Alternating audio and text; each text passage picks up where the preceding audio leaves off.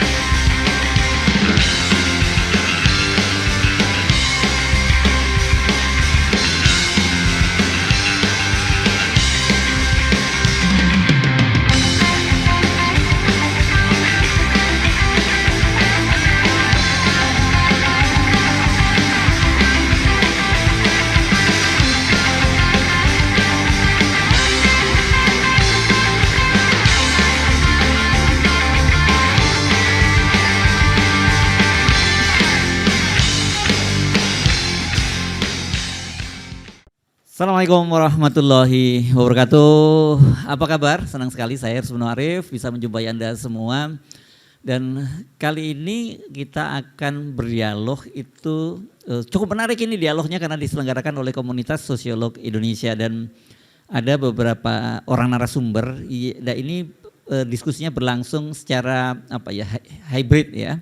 Karena seharusnya kita hari ini hadir bersama 3 orang pembicara ya, ada Profesor Paulus Wirutomo, ada Profesor Saiful Mujani.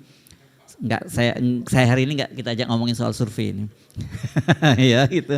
Dan juga ada Kang Ubed kita nyebutnya begitu. Kalau sekarang mahasiswa dipanggilnya Kang juga atau Opa? Oh, di kalangan mahasiswa Opa. Kita manggilnya Kang Ubed.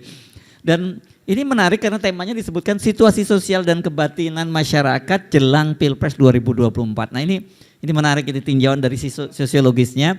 Nah Profesor Paulus Wirutomo itu harusnya bisa hadir sama kita, tapi karena kemudian mendadak beliau harus operasi. Ada semacam kalau menurut beliau kepada saya tendonnya itu putus gitu. Jadi dan saya kemudian merekam tersendiri wawancara dengan Profesor Paulus Wirutomo. Nanti kita akan dengarkan cuplikan dari wawancara saya dengan Profesor Paulus, tapi nanti edisi lengkapnya Anda juga bisa nonton di Her Subrono Point dan juga di beberapa channel-channel lain yang bekerja sama dengan kami.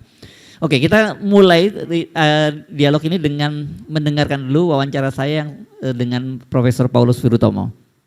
Oke, sekarang saya ajak Anda untuk berbincang dengan Profesor Paulus Wirutomo. Beliau ini disebutnya statusnya Guru Besar Purna Bakti FISIP UI ya, di Departemen Sosiologi ya. Jadi sudah sebenarnya secara administrasi sudah pensiun tapi tetap mengajar gitu ya Prof ya? Iya, betul. Ya. Ini luar biasa ini, dan ini kita mesti ucapkan terima kasih karena dedikasi beliau ini luar biasa. Jadi ketika saya merekam ini, beliau ini sedang bersiap operasi di rumah sakit. Mudah-mudahan operasinya lancar, Prof. Iya. Ya, oke. Saya jujur aja jadi tertarik dengan bicara dengan Prof ini, melihat situasi sekarang. Apalagi kalau saya melihat juga ada satu buku di antara buku banyak itu ada imajinasi sosiologi, terus itu soal sosiologi societal gitu ya disebutnya kalau nggak salah. Iya, societal. Ya, tapi yang menurut saya yang paling penting itu yang relevan dengan situasi sekarang adalah beliau ini menulis buku Perjalanan Sosiologis Revolusi Mental, dan kalau tidak salah berarti Prof ini termasuk orang yang membuat semacam penyusun atau roadmap revolusi mental ya Prof. Revolusi mental, ya waktu itu. Ya. Oke. Pertanyaan sekarang itu ya, kok situasinya sekarang ini kita banyak sekali yang melihat yang tadinya Anda sebut sebagai kalau tidak salah sebagai voiceless gitu ya, suara-suara yang tidak didengar gitu ya oleh penguasa. Tapi mulai bermunculan. Tetap ada yang tidak dengar, tapi ada yang bermunculan seperti di kasus di Rempang. Itu saya kira mungkin bukan voiceless lagi, tapi itu sudah voice-nya udah sangat keras gitu. Tapi juga ada peristiwa-peristiwa seperti di NTT, di mana seorang bapak kemudian coba bunuh diri karena tidak bisa membelikan beras untuk keluarganya, atau seorang bapak nggak jauh di Jakarta ini, di Jagakarsa, yang membunuh 4 orang anaknya karena kesulitan ekonomi dan sebagainya. Apa sebenarnya yang terjadi pada bangsa ini sekarang ini, Prof? Ya, sebetulnya ya, kalau kita melihat keadaan di Indonesia, Ya. banyak orang yang mengatakan, oh kita sedang tidak baik-baik saja, begitu kan? Ya. Tetapi di lain pihak, banyak juga orang yang mengatakan kita baik-baik saja. Oke. Ya. Coba saja kalau kita lihat dari 3 calon presiden kita, yang satu ingin perubahan 100%, yang satu ingin mempertahankan 100%, yang satu perubahan dan kelanjutan. Ya. Jadi dari situ saja, secara kehidupan sehari-hari kelihatan kalau kita dibilang Indonesia baik-baik saja itu sebetulnya tidak cukup menggambarkan, karena semua orang bisa dengan bermacam-macam pikirannya yang menggambarkan Indonesia secara berbeda. Ya. Nah, jadi kalau saya sebagai seorang sosiolog, saya tuh ingin supaya sosiologi itu memberikan alat kepada kita semua berpikir dan melihat situasi yang ada itu secara lebih objektif. Sehingga bukan karena saya pro, saya kontra, maka penggambaran saya tentang Indonesia itu bisa berbeda. Nah, saya sekarang sedang mencoba menulis dengan suatu tulisan dengan judulnya itu Membaca Bangsa Ini. Saya ingin membacanya itu tidak mau saya meletakkan diri saya seperti orang-orang yang lain itu, bahwa saya ini pro siapa sih, maka gambaran saya akan seperti itu. Saya ingin menggambarkan secara sosiologis. Nah, jadi itu keinginan saya. Ini penting supaya orang Indonesia yang memang ya pernah dikatakan sebagai soft society, itu secara internasional itu sudah terkenal soft society. Ya memang pada dasarnya masyarakat kita ini lunak ya dalam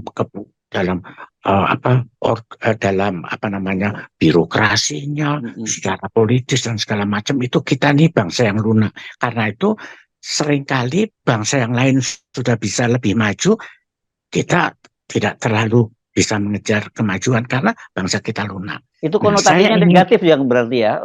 Iya, lunak itu adalah negatif, bukan lunak itu dalam arti halus, budi pekerja, bukan itu, tapi kita lunak, soft society. Nah, kita harus bisa menggambarkannya secara objektif. Itu secara sosiologis keinginan kita itu. Ya. Dan itu juga karena lunaknya itu kemudian di berbagai tempat kita menemukan sikap permissiveness itu ya jadinya ya. Betul, antara lain itu. Nah, saya kasih contoh ya sekarang begini.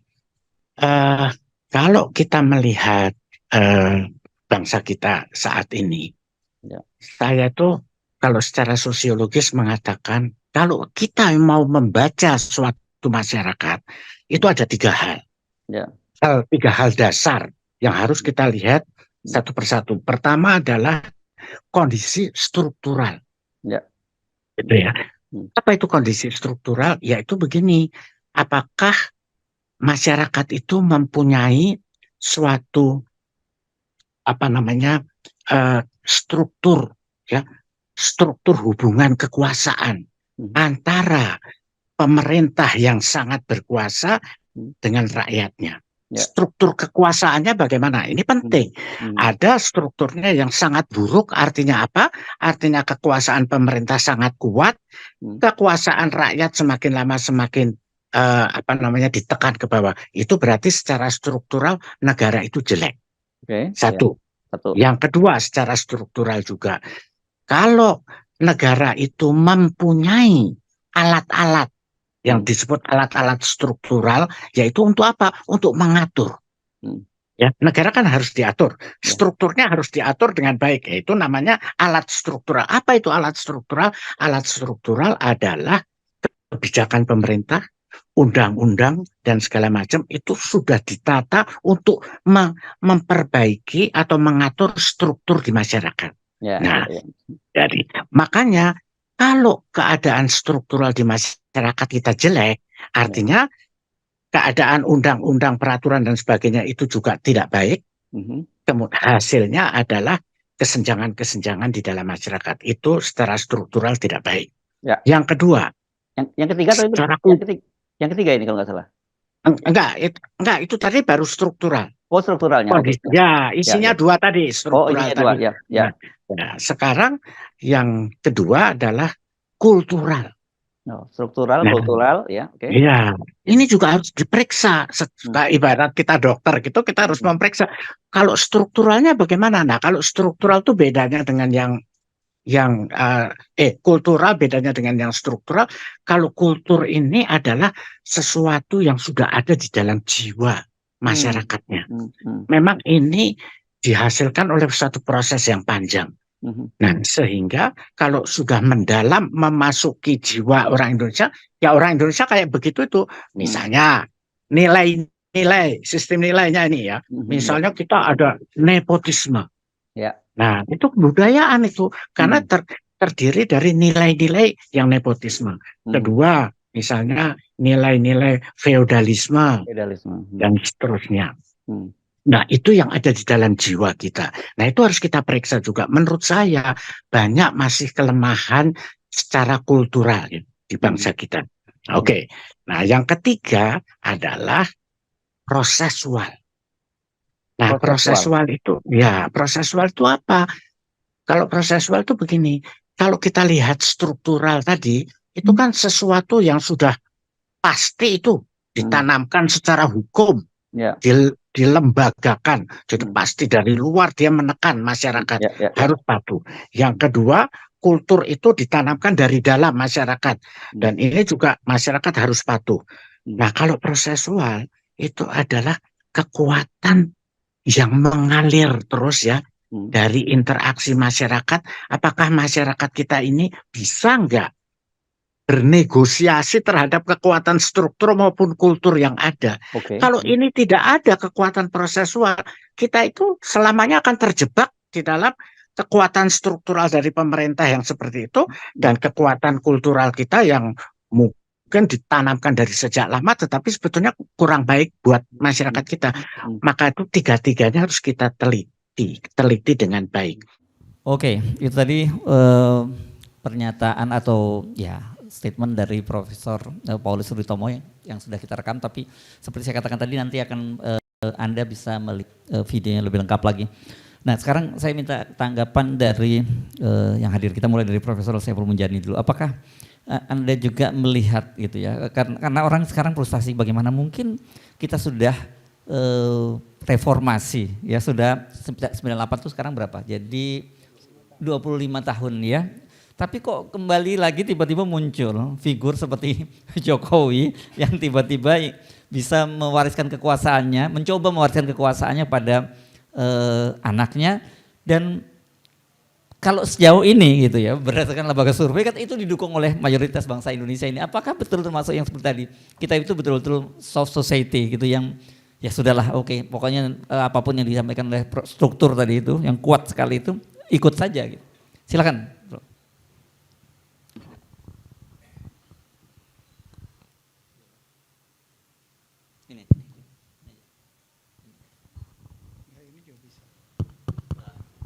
Oke, terima kasih Bung Hersu, udah lama gak ketemu ya.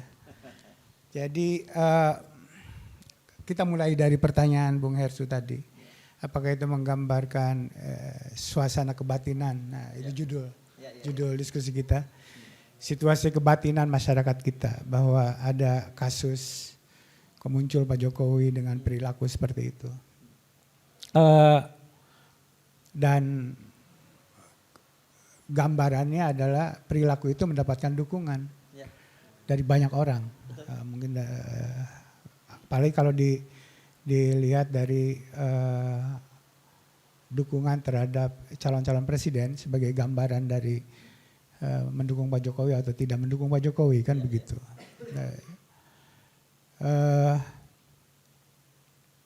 Kita munculnya gejala atau perilaku elit politik seperti Pak Jokowi itu kan bagi saya sendiri, saya bikin disclaimer, saya pendukung Pak Jokowi. 2014, 2019 sampai terpilih lagi 2019. Tapi setelah awal setelah pemilu selesai, saya melihat gejala agak lain. Oh, jadi bukan yang baru saja ya, bukan yang bertobat belakangan, bukan dia. No. Oh ya, oke. Jadi tidak, sebenarnya begitu selesai pemilu ada kebijakan-kebijakan yang menurut saya menyimpang. Pelemahan KPK itu pertama. Terus kedua Omnibus Law yang dipersoalkan sampai ke Mahkamah Konstitusi kan berarti masalah. Terus ketiga adalah kemudian sikapnya yang tidak tegas terhadap peralihan kekuasaan dari beliau ke siapapun nantinya, kan begitu. Sikapnya tidak jelas. Nah, jadi begitu selesai pemilu 2019 sudah muncul gejala itu. Jadi saya memang ikut mendukung untuk terpilih kembali, tapi kemudian saya harus bersikap terhadap perilaku yang berubah tersebut, dan harus, karena pilihan terhadap Pak Jokowi juga didasarkan pada pertimbangan Prabowo tidak lebih baik dari Jokowi, kira-kira begitulah pertimbangannya. Bukannya Pak Jokowi hebat, bukan. Dalam situasi darurat. The best among the worst gitu lah. The best among the worst, the lesser evil, kira-kira begitu. Jadi kita memilih bukan karena itu yang terbaik. Oleh karena itu, ya itu satu cara. Satu cara kita memilih pemimpin kita adalah hindari kerusakan. Kalau yang kita menciptakan kebaikan itu mungkin terlalu abstrak, susah juga suruh merumuskan. Yang lebih baik itu seperti apa? Kalau melihat kerusakan kan nyata, gitu ya. Kalau kerusakan itu nyata, lebih mudah. Oleh karena itu, pilihlah pemimpin yang belum menciptakan kerusakan, kira-kira begitu. Nah, jadi milih Pak Jokowi bukan karena dia hebat gitu ya, karena mudorotnya paling mudorotnya kecil. Setidak-tidaknya waktu itu nggak kelihatan. Oh kayak begitu. Nah, jadi itu jelas dari awal menurut saya. Tapi karena dasarnya adalah mendukung itu bukan soal menang dan kalah, tapi soal pantas dan tidak pantas, soal benar dan tidak benar. Karena saya bukan politisi, Bung Hersu gitu ya. Karena itu kalau ada orang yang mengatakan, buat apa memilih orang yang akan kalah? Itu cara berpikir yang sangat-sangat salah gitu ya. Karena apa? Karena kita udah menganut sistem demokrasi, siapapun yang menang itu harus ada yang kalah. Dan yang kalah harus siap untuk mengontrol orang yang menang tersebut. Oleh karena itu katakanlah saya mendukung orang yang kalah dalam pilpres ini, saya tidak merasa rugi. Sejak saya mencoblos atau sejak saya mendukung orang itu, berarti saya sudah siap sebagai rakyat biasa untuk menjadi oposisi di tingkat masyarakat, kira-kira begitu terhadap pemerintah. Dan demokrasi membutuhkan itu. Kelemahan demokrasi kita justru itunya tidak ada. Aspek kontrol terhadap penguasa. Bung Hersu, kalau kita bicara tentang suasana kebatinan, ya, suasana kebatinan masyarakat kita, tentang apa? Tentu saja tentang banyak aspek kehidupan bangsa. Gitu ya. Tapi secara spesifik Anda menyebut tadi, kok bisa? Kita mulailah dari kasus Mahkamah Konstitusi, ya. Itu kan yang paling mencolok. Betul. Tidak ada etik di situ, sama sekali tidak menghargai konstitusi kita, undang-undang kita. harusnya Pak Jokowi at least mencegah anaknya masuk ke wilayah yang menurut MK itu melanggar etik. Harusnya untuk menjaga fondasi dan kekokohan kita bernegara. Bilang sama Gibran jangan masuk itu. Itu aturan baru yang dibuatnya itu menyalahi prosedur. Dan kita menghargai negara ini kalau saya Jokowi gitu ya. Saya akan mengatakan begitu sama Gibran.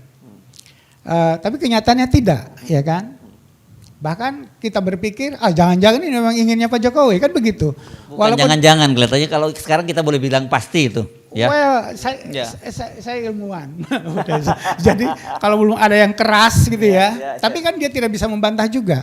Faktanya dia tidak mencegah kan, gitu loh. Faktanya dia tidak mencegah, itu pasti. Dia tidak mencegah Gibran. Dia bahkan mendoakan kan begitu.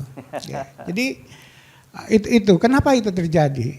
Nah, di sini tadi diceritakan masalah budaya, masalah struktur. Bung Hersu, kalau kita bicara suasana kebatinan, saya basisnya saya ini ilmuwan politik behavioral, itu mempelajarinya ya dari bagaimana sikap dan perilaku masyarakat. Dan itu walaupun dengan segala kelemahannya, yang sangat membantu untuk itu adalah survei nasional, gitu ya. Sejak awal saya pulang dulu ke Indonesia, saya perkenalkan ya untuk membaca masyarakat adalah lewat survei opini publik nasional. Nah, itu juga berlaku untuk kita membaca suasana kebatinan masyarakat terhadap keputusan Mahkamah Konstitusi, misalnya, ya. Saya ingin cerita sedikit di sini bahwa orang seperti kita yang relatif kritis gitu ya, ingin objektif bukan kritis melihat kenyataan, itu kan karena kita relatif well informed citizen gitu loh, warga negara yang punya informasi yang cukup baik. Sementara kita kalau saja masyarakat kita umumnya adalah well informed citizen, kejadian itu tidak akan terjadi. Harusnya udah selesai lah itu ya. Sudah selesai, nggak akan terjadi. Dan itu bunuh diri bagi Pak Jokowi atau penguasa siapapun yang melakukan tindakan seperti itu. Tapi ini kok jadi selamat gitu ya. Kenapa? Karena pertanyaannya adalah lewat survei nasional yang saya lakukan udah 2-3 kali sejak kasus MK itu muncul, saya monitor di masyarakat adalah kurang lebih hanya 40% orang yang tahu apa yang dilakukan oleh MK itu. Hanya 40% dari masyarakat. Jadi mayoritasnya orang tidak tahu apa yang dilakukan oleh MK. Keputusan apa yang dibuat oleh MK, masyarakat tidak tahu. Situasi seperti itulah gitu loh. Sorry, saya mundur sedikit. Tapi dari 40% itu berapa yang kemudian sikapnya korek gitu? Umumnya korek. Umumnya korek? Umumnya korek. Tercerminlah di dalam suara pilihan-pilihan terhadap calon presiden ini.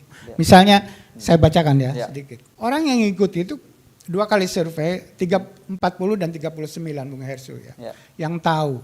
40 dan 39. Ya, 40 dan 39, kurang lebih sama lah. 40 lah saya sebut. Orang yang mengikuti dan tahu keputusan yang dibuat oleh Mahkamah Konstitusi yang meloloskan permohonan gitu ya. Hanya 40%.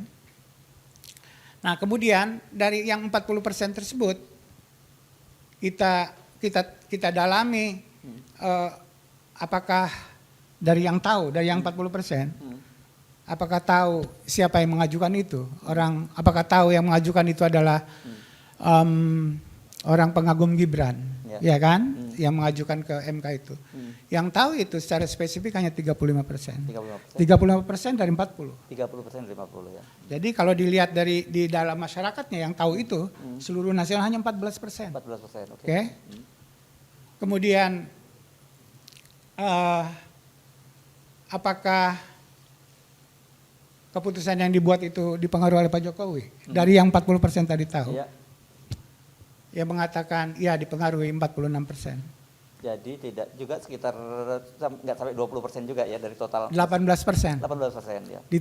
Di tingkat populasi ya. Hanya 18%. Nah, kemudian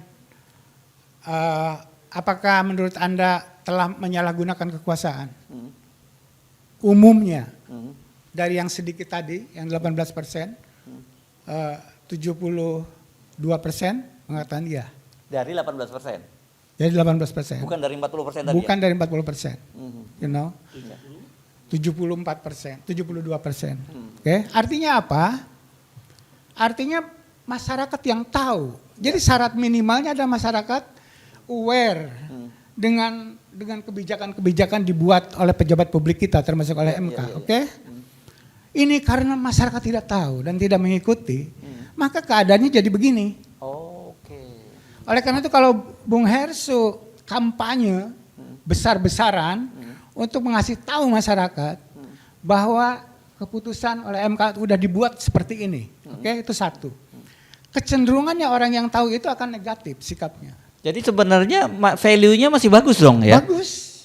Masalahnya well informed person-nya itu sedikit. Ya. Oke. Jadi masalah kita itu 40 berhadapan dengan 60%. Ya. Oleh karena itu dalam situasi seperti itu yang 60% tersebut karena tidak tahu, maka yang tergambar adalah yang konkret-konkret dihadapi oleh dia. Bansos, subsidi dan macam-macam semacam itu. Pak Jokowi bagi-bagi uang di mana-mana, ya kan? Itu yang gampang. Apalagi misalnya Pak Jokowi punya target bansos beras misalnya ya, untuk keluarga sekitar 20 juta keluarga. Kalau satu keluarga itu ada 3 pemilih rata-rata berarti 60 juta. 60 juta. Itu angka yang besar. Pak Jokowi punya uang itu. Ya. Uang kita, uang rakyat, uang saya bayar pajak gitu ya. Iya. Jadi menguasai dong, bukan punya. Bukan punya, jadi ya menguasai uang itu. Maksud saya itu. Jadi Pak Jokowi punya resources untuk semua itu. Dan Anda kalau berhadapan dengan Pak Jokowi artinya berhadapan dengan negara. Karena itu resource punya negara, punya kita sendiri sebenarnya kan gitu. Nah, jadi itu sumbernya, Bung Hersu ya. Jadi kalau kita melihat kenapa situasinya begini, Anda ceritakan tadi ada orang yang bunuh diri, ada yang macam-macam semacam itu gitu ya. Memang kita melihat, kalau tanya lagi pada masyarakat adalah bahwa bagaimana melihat ekonomi. Saya punya potret 5 tahun ya. Waktu pemilu 2019 dibandingkan sekarang. 5 tahun potret kayak gitu. Tidak ada perbaikan. Ya kan? Utang luar negeri makin banyak. Gini indeks juga meningkat gitu kan. Artinya ketimpangan makin besar. Jumlah orang miskin juga membanyak dan seterusnya seperti itu. Nah, oleh karena itu sebenarnya situasi kebatinan masyarakat itu adalah tidak baik sebenarnya. Artinya masyarakat cukup susah dengan situasi ini, tapi kemudian tidak dimanifestasikan dalam tindakan politik. Tindakan politik itu misalnya mendukung. Harusnya dalam situasi seperti ini nggak akan milih orang yang didukung oleh Pak Jokowi. Kalau nggak milih Anies atau milih Ganjar, 2 di antara itu. Mungkin kalau mau bikin kontras banget, mungkin milih Anies. Kalau mau bikin kontras banget, karena yang paling kontras terhadap keadaan sekarang adalah Anies. Gitu. Tapi kenyataannya kok tidak. Gitu. Karena tadi ada silent 60% yang itu dipupuk dengan subsidi besar-besaran oleh pemerintah. Dari beras sampai pupuk, apapun itu dilakukan gitu ya. Dan itu adalah negara. Dan Pak Jokowi punya resources, punya jaringan, dan tidak, menurut saya cukup terang-terangan, tidak netral dalam pemilu ini. Ini menarik. Kita udah punya pemilu sejak 1999. Pak Habibie presidennya waktu itu. Dan dia saya kira secara politis punya kepentingan kalau jadi presiden lagi. Oke? Oleh karena itu punya kepentingan Golkar harus menang pada 99 kan? Logis kan? Lihat digitalnya, rekam digital Pak Habibie waktu itu. Tidak ada sesuatu yang aneh. Dan dia sangat sukses mengantarkan kita memasuki masa reformasi. Oke? Siapapun di dunia mengakui kehebatan Pak Habibie sumbangannya terhadap kita. Udah Pak Habibie. Kemudian kalau Pak Gus Dur tidak bisa kita minta pertanggungjawaban karena berhenti di tengah jalan. Sekarang minta pertanggungjawaban pada Ibu Mega. Ya? Zaman Ibu Mega juga sama. Bagus. Tidak ada rekam jejak digital Ibu Mega cawe-cawe. Padahal dia penguasa waktu itu, presiden. You know? dia dikalahkan oleh SBY. Oke, penantangnya. Kemudian SBY 2004 masuk 2009. Juga tidak ada rekam jejaknya seperti Pak Jokowi sekarang ini. Dia relatif menjelang 2014 saya sangat tahu. Saya punya mungkin dianggap beruntung atau enggak gitu ya. Bisa komunikasi secara langsung. Zamannya Pak Gatot masih aktif di tentara waktu itu di Kasad. Mendengarkan gitu loh. Bagaimana sikap Pak SBY waktu itu tentang pemilu. Dia sangat ingin mengantarkan transisi dari dia itu dengan damai dan dengan baik. Pemilu tentu saja tidak sempurna, banyak kekurangan di sana sini, tapi dibanding sekarang jauh lebih baik. Dan bagaimana misalnya Pak SBY menyambut Pak Jokowi di istana, mengantarkannya pulang dan seterusnya, itu kan tata krama yang baru yang dibangun oleh Pak SBY. Nah, demikian juga Pak Jokowi 2019. Mungkin di sana sini ada kekurangan, tapi relatif negara itu relatif netral terhadap politik partisan. Pak Gatot menjabat waktu itu sebagai panglima, ya kan. Jadi saya melihat bahwa ini gejala yang betul-betul baru, unpredictable, gitu ya.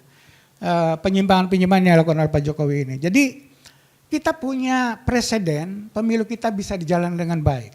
Negara netral, aparatur negara netral, tidak berpihak, tentu saja punya hak masing-masing Pak Ibu Mega, Pak SBY, Pak Jokowi punya keinginan terhadap calon tertentu, wajar saja.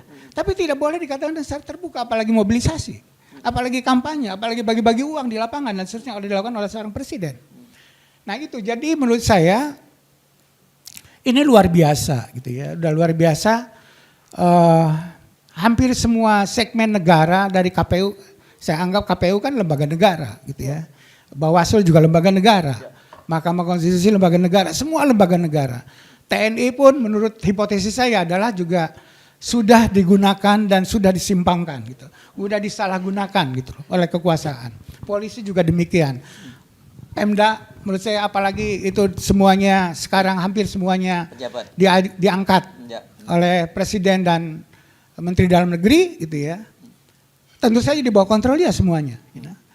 Nah apalagi sampai aparat desa gitu ya dimobilisasi. Jadi semuanya sudah berada dalam genggamannya kira-kira gitu. Dan dia punya resource yang sangat banyak. Oleh karena itu saya tidak melihat peluang pemilu kita jurdil. Jadi sudah terjadi semacam penyimpangan secara sistematik, masif dan struktur untuk membuat pemilu kita ini tidak berintegritas, tidak jurdil. Kira-kira kayak begitu. Nah, oleh karena itu pemilu akan terjadi tanggal 14 nanti bulan depan gitu ya. Tapi itu hanya laporan dari akumulasi kecurangan yang dilakukan selama ini. Oleh karena itu saya melihat pemilu yang akan datang, dilihat dari perspektif pemilu yang bersih, itu tidak ada gunanya. Oleh karena itu harapan saya adalah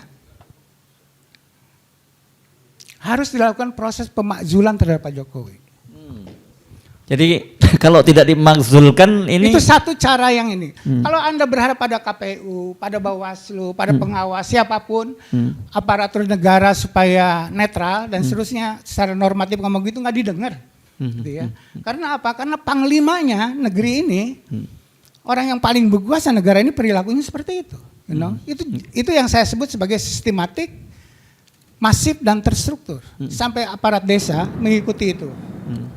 Nah oleh karena itu ada orang yang bilang berbahaya pemakzulan itu. Bisa chaos, bisa teman-temannya Pak Gatot ambil alih secara tidak demokratis, terusnya seperti itu. Saya sebutnya proses pemakzulan. Bisa jadi sampai Oktober tahun depan, bukan tahun depan ya, tahun ini, Oktober tahun ini ketika tanggal 20, ketika Pak Jokowi selesai jadi presiden, mungkin proses pemakzulan itu belum selesai. Oke? Tapi harus dilakukan itu karena itu akan memberikan informasi yang bagus kepada publik bahwa orang yang dekat dengan Jokowi, yang didukung Jokowi nggak layak untuk dipilih. Itu prosesnya yang sangat penting. bahwa kemudian nanti sampai Pak Jokowi turun pemajulan belum selesai, tidak apa-apa. Kalau ditemukan aspek-aspek kriminal, Pak Jokowi sudah berhentikan, bisa dimasukkan ke penjara. Jadi itu menurut saya cara yang paling sistematik untuk menjaga dan mengembalikan integritas pemilu kita 2024 ini. Gitu Bung Hersu. Jadi kalau cuman terus berjalan seperti bisnis as usual gitu bilang begitu ya, itu nggak ada cerita ya pemilu ini akan dimenangkan oleh oposisi atau kelompok yang lain gitu. Bukan soal menang dan kalah bagi saya. Bahwa sekarang udah terjadi satu akumulasi kecurangan yang sistematik, masif dan terstruktur yang dilakukan oleh negara. Tidak ada agen apapun atau kelompok apapun dalam masyarakat kita yang punya kemampuan untuk melakukan itu, kecuali negara. Karena negara punya resources untuk melakukan semua itu. Nah, oleh karena itu seperti saya tadi katakan Bung Hersu, tanggal 14 kita hanya menyaksikan akumulasi dari kecurangan-kecurangan yang dilakukan secara sistematik tadi. Nah, oleh karena itu dari sekarang, kalau Anda tidak melakukan pengawasan terhadap Jokowi secara langsung, pengawasan yang paling sistematik adalah minta menggunakan hak interpelasi dan menggunakan hak angket, gitu ya, oleh DPR. Nah, itu yang jadi persoalan sekarang. Apakah bisa DPR melakukan itu? Sementara banyak sekali orang di DPR-nya sudah disandra. Iya, betul. Nah, itu yang sistematik juga, gitu. Iya. Tapi kita harus suarakan itu. Siapa tahu ada di sana. Di antara orang-orang yang gila di DPR itu masih ada yang waras, gitu ya. Kita butuh 30% gitu ya untuk mendapatkan dukungan bagi proses, saya sebut lagi proses impeachment terhadap Jokowi. Itulah cara kita mengawasi dan mengamankan integritas pemilu yang akan kita lakukan 2024 ini, Bung Hersu. Oke, ini luar biasa nih Profesor Saiful Mujani ya. Cara mendekatnya ini langsung pada pokok persoalannya begitu ya. Mother of evil-nya gitu ya. Obatnya juga ada kan? Oke, apa itu? Solusinya juga ada. Oke, nanti kita ngomongin solusinya ya. Sekarang kita pindah dulu ke Kang Ubed. Silakan Kang Ubed, pakai mic-nya itu. Ya, ini temanya menarik sebenarnya Mas, karena bicara soal situasi sosial dan kebatinan masyarakat. Kalau dalam perspektif sosiologi politik itu kan melihat dua area. Pertama area sosialnya, masyarakatnya, lalu ada area politiknya, struktur yang tadi disebut oleh Prof. Paulus sebagai struktural itu. Kalau kita lihat di area masyarakat, sebetulnya masyarakat kita itu suasana kebatinan sosialnya itu adalah harap-harap cemas. Ada keinginan untuk melakukan menyelamatkan negara, perubahan besar begitu, tetapi ada kecemasan karena melihat fakta empirik dinamika sosial dan politik yang mengerikan, yang tadi oleh Prof. Saiful Mujani disebut sebagai ada semacam kecurangan yang sistematis dan masif dalam arena politiknya. Mengapa kemudian masyarakat cemas? Kita lihat dari fakta. Misalnya, angka bunuh diri masyarakat kita itu dalam 3 tahun naiknya ngeri. Tahun 2021 itu angka bunuh diri masyarakat kita itu sekitar 600 dalam 1 tahun. 600 orang, kurang lebih. Kemudian tahun 2022 itu sekitar 900. Kemudian tahun lalu, Desember sampai Desember, itu sekitar 1.200 lebih. Dalam 2 tahun itu 100%. 100%. Jadi artinya kalau angka bunuh diri ini kemudian makin naik, berarti ada problem sosial yang sangat sistematis yang mereka. Dan datanya menunjukkan bahwa mengapa mereka bunuh diri? Ternyata beban ekonomi dan beban sosial yang mereka hadapi. Dan ternyata angka bunuh diri terbanyak, maaf saya sebutkan, di Jawa Tengah, sekitar 300-an lebih. Jawa Tengah? Di Jawa Tengah. Jadi saya melihat ini situasi sosial yang mengerikan sebetulnya. Kalau lihat tren angka bunuh diri setiap tahun naik sampai 100% lebih. Itu kan angka yang mengerikan, Mas. Ini apa, kalau Jawa Tengah ini Anda menyebut apa kaitannya dengan kemiskinan ya saya kira? Iya, tapi ini angka bunuh diri ya. Iya. Angka bunuh diri. Jadi kalau kita lihat dari data itu saja sebenarnya menunjukkan bahwa masyarakat kita berada pada situasi yang cemas. dan problemnya negara tidak hadir di situ. Secara serius, bagaimana mengelola masyarakat untuk tidak menimbulkan bunuh diri misalnya. Kemudian di saat yang sama, kenapa masyarakat kita cemas? Karena masyarakat dipertontonkan dengan gap sosial yang vulgar. Misalnya dalam 20 tahun ternyata tidak berubah, Mas. Sekarang makin parah. 10% orang menguasai hampir 70% aset. Dan 50% orang Indonesia hanya menguasai 5% aset. Ngeri. Jadi situasi sosial yang mereka ekspresikan sampai bunuh diri yang terus bertambah, kemudian mereka dipertontonkan dengan ketimpangan yang luar biasa. Dalam 5 tahun terakhir ini makin menonjol situasinya. Saya melihatnya ini adalah satu kecemasan kolektif sebetulnya. Satu kecemasan kolektif yang muncul di arena publik. Tanda-tandanya ada. Saya sebenarnya ini silent majority sebetulnya. Masyarakat cemas. Dari mana lagi kita bisa melihat misalnya?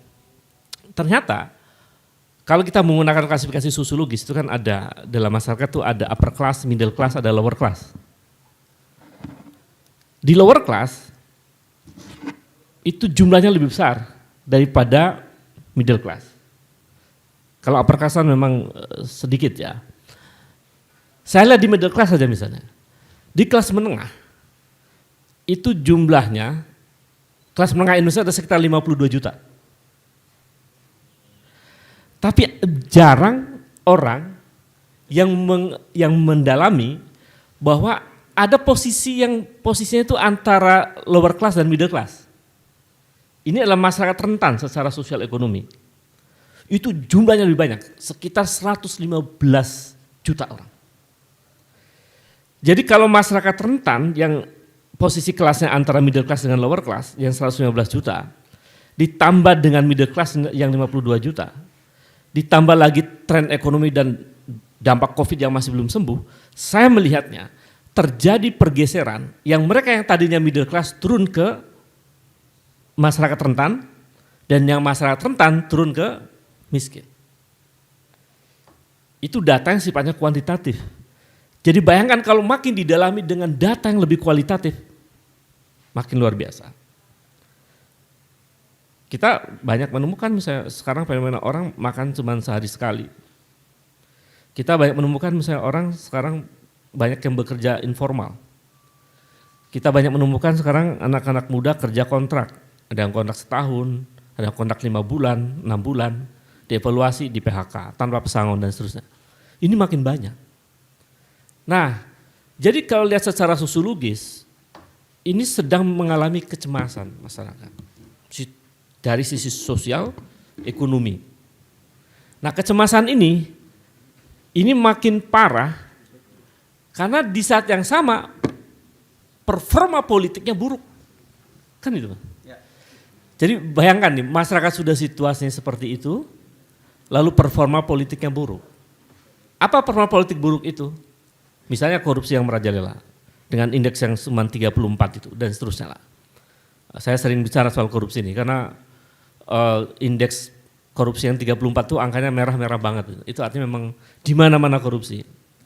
Lebih parah kemudian, performa politik kita itu makin buruk ketika peristiwa Mahkamah Konstitusi yang tadi disebutkan oleh Profesor Permujani. Enggak tahu malu, enggak ada perasaan malunya, mengobok-obok mahkamah terhormat. Ini rusak. Maka saya mengamati dari sisi masyarakat yang sedang cemas, di saat yang sama, tadi dengan data-data yang tadi saya sebutkan ya, ini kalau makin detail melihat datanya lebih ngeri lagi karena makin mendalami kemiskinan secara kualitatif, baik kemiskinan kultural maupun kemiskinan struktural itu makin luar biasa. Di saat yang sama politiknya performanya buruk. Di saat yang sama kontestasi politik kita terlihat menunjukkan praktek-praktek politik curang. Dengan money politik yang sangat vulgar misalnya, dan seterusnya. Kalau kemudian pemilu curang, ini sudah ada riset, sudah ada penelitian yang dilakukan oleh pemuda ICMI yang beberapa hari ini dibahas. itu kan sampai kemudian muncul satu pandangan publik bahwa jika pemilu curang, 85% lebih masyarakat meyakini ini akan terjadi satu situasi buruk bagi Indonesia. Yang dalam terminologi geopolitik disebut atau politik disebut sebagai disintegrasi bangsa. Ini ngeri situasi ini menurut saya. Maka situasi yang secara sosiologis sedemikian prihatin kita, lalu secara politik kita juga lihat performanya buruk, dan muncul kekhawatiran. Jadi kalau dalam terminologi agama disebut perpaduan antara roja wal khauf, kira-kira gitu Mas. Jadi ada sedikit harapan, ada orang sudah mulai keinginan adanya perubahan, adanya perbaikan republik ini. Tapi mereka khawatir karena ternyata yang terjadi bukan harapan ke penyelamatan itu. Yang terjadi adalah kecurangan sistemik dan mereka sudah merasa berkuasa dan merasa menang. Orang-orang yang tadi disebut sebagai dinasti politik dan lain-lain itu. Jadi saya termasuk sosiolog politik yang mengkhawatirkan situasi ini.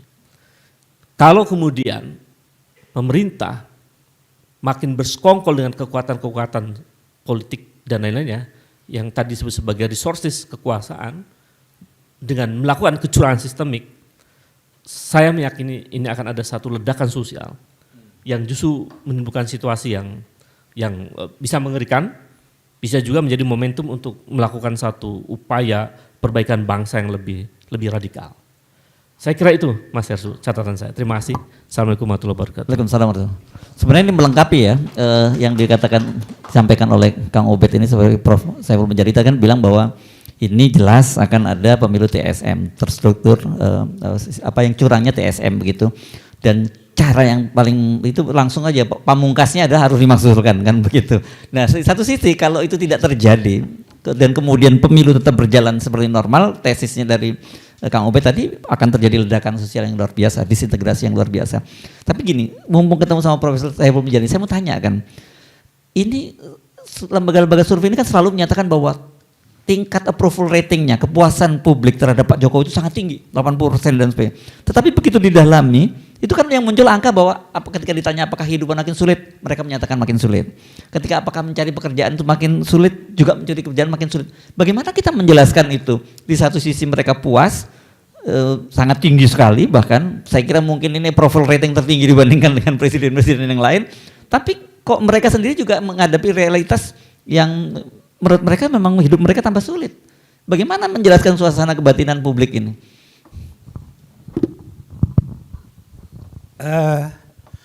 Approval rating yang tingkat kepuasan masyarakat terhadap kinerja presiden atau pemerintah begitu yang cukup tinggi, itu kan terutama kinerja presiden itu kan faktornya banyak, gitu ya, bukan hanya ekonomi, ya, bukan hanya faktor-faktor yang kita sebut objektif tadi, gitu, yang dirasakan oleh masyarakat. Apalagi persoalan-persoalan itu direspon secara instan dengan program-program sosial tadi, seperti yang Anda katakan dari awal tadi ya, subsidi, macam-macam subsidi banyak sekali. Walaupun itu dapat hutang misalnya gitu ya, jumlah hutang kita mungkin banyak gitu ya. Nah, jadi itu kan tidak bisa dipisahkan juga untuk kebutuhan sosial semacam itu. Jadi secara psikologis gitu ya, secara psikologis ini penjelasannya kenapa tingkat kepuasan pada Pak Jokowi itu tinggi. Pertama adalah well informed citizennya itu kecil. Lagi-lagi di situ persoalannya ya. Sumbernya di situ, memang intinya di situ.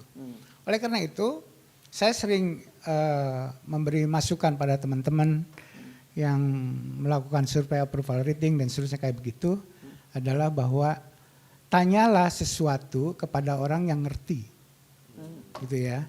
Orang yang tidak ngerti jangan ditanya dong. Dia akan jawab. Nggak menggambarkan situasinya dong kalau kemudian kepada orang yang nggak ngerti. Ya persis. Jadi oleh karena itu tadi ya seperti saya tanya MK gitu ya. Misalnya apakah Anda ngikuti berita bahwa MK meloloskan permohonan ini bla bla bla kayak gitu ya.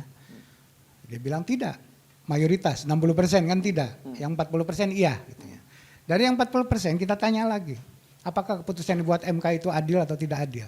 Mayoritas mengatakan tidak adil. Kan jelas gitu ya. Jadi dia bisa beropini itu karena punya informasi yang benar. Bagaimana Anda mengharapkan untuk menilai seorang presiden? Kan rumit sekali. Kinerja presiden itu apanya yang harus saya nilai kan gitu loh. Pasti aspek psikologisnya yang akan keluar.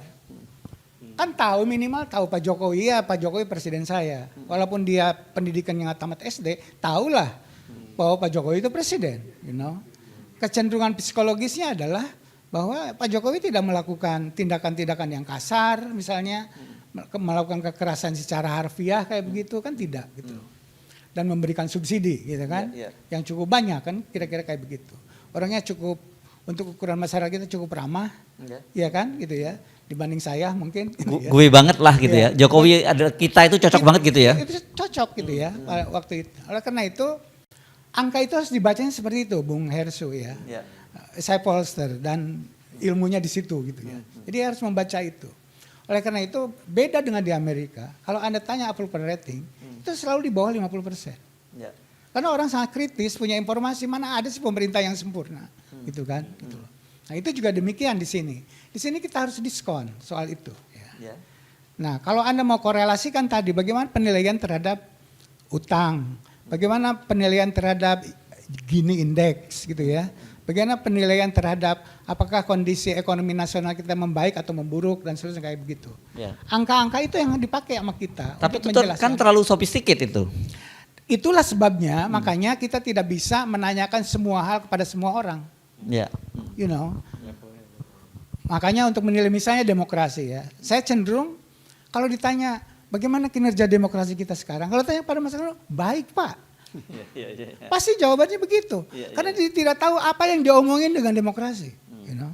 Tapi kalau ditanya ke saya, nah ini biasa digunakan oleh lembaga riset internasional, salah satu yang canggih adalah Variety of Democracy, itu para ahli demokrasi dunia ngumpul di situ. Nah, kebetulan saya beruntung ikut penasehatnya di situ. Yang ditanya itu adalah orang yang well informed tentang politik di sebuah negara. Gitu ya. Oleh karena itu tidak harus tanya semua orang, tanya orang yang ngerti masalahnya. Kira-kira begitu. Kayak ekonom ditanya bagaimana pertumbuhan ekonomi sekian-sekian kan nggak nanya sama masyarakat di pasar, ya kan? Tanyanya pada ekonom misalnya. Oleh karena itu untuk ini, untuk demokrasi misalnya kita lihat sejak Pak Jokowi jadi presiden 2014 sampai sekarang dari berbagai aspek demokrasi mengalami penurunan yang luar biasa, termasuk demokrasi elektoralnya. Salah satu komponen dari demokrasi elektoral adalah integritas pemilu, pemilu yang clean, yang bersih gitu ya. Itu dilihat bukan hanya waktu kita melakukan pencoblosan, tapi dari prosesnya bagaimana KPU bekerja, bagaimana Bawaslu bekerja, dan seterusnya dan seterusnya. Sayangnya angka itu baru sampai pada analisis pada tahun 2022, gitu ya. Pada tahun 2022, 21, 20 peristiwa politik yang terlalu buruk dilihat oleh mata kita kan tidak terlalu dibanding 2023. Oke. Oleh karena itu saya punya hipotesis nanti tahun depan gitu ya atau pertengahan tahun ini akan keluar evaluasi terhadap kondisi kita 2023. Dugaan saya kita akan makin nyungsep gitu ya. Kondisi demokrasi kita. Mungkin kita udah masuk ke dalam kondisi yang masuk otokrasi gitu, istilahnya atau otoritarianisme. Kira-kira kayak begitu. Nah ukurannya apa? Simpel saja, misalnya bagaimana peran KPU, bagaimana peran Bawaslu dan seterusnya. Udah ribuan kasus diperiksa oleh Bawaslu dan itu nggak jalan gitu loh. Oke?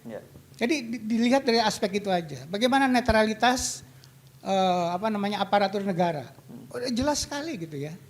Bagaimana polisi terlibat, laporan di media kita ikutin tiap hari kayak begitu. Keanehan-keanehan terjadi pada sepanjang 2023, Bung Hersu gitu ya. Jadi saya melihat bahwa kalau kita pemilu itu sangat penting dan orang harus paham bahwa nasib bangsa ini 5 tahun ke depan itu ditentukan dari pemilu. Kalau pemilunya tidak berintegritas, negara kita dalam 5 tahun ke depan itu tidak berintegritas juga, kira-kira kayak begitu. Oke? Presiden yang kita pilih, anggota DPR yang kita pilih tidak berintegritas, karena prosedurnya tidak berintegritas. Oleh karena itu kita sangat berkepentingan pemilu kita ini berintegritas.